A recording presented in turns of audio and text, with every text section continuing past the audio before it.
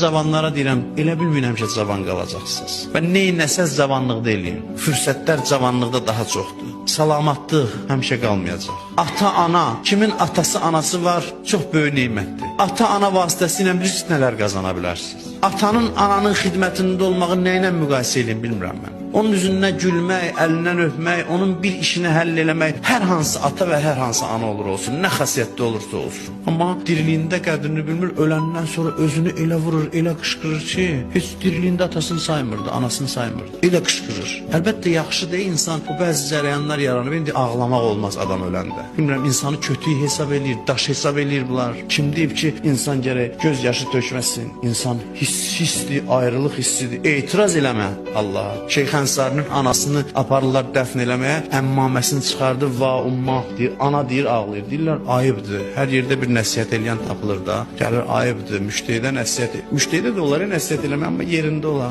Gəlir, deyir, ayıbdır sənin üçün, sən boyda mərcəsən durub, səs-su qaldırmısan, ağlayırsan da, anan ölüb. Deyir ki, necə ağlamayım ki, bütün varlığım o tabutda gedir. Məni Şeyx Ənsari eləyən amildir o. Ondan əldə eləmişəm, onun tərbiyəsindən. O mənə dəstəmazsız süd verməyib, o mənə bu tərbiyəni verib, anadır uşaqların şəxsiyyətini formalaşdıran. Bütün varlığım Həzrət Əli Əleyhisselamın anası Fatimə bint Əsəd dünyasını dəyişəndə ağlaya-ağlaya naləsi göyə ucalmış.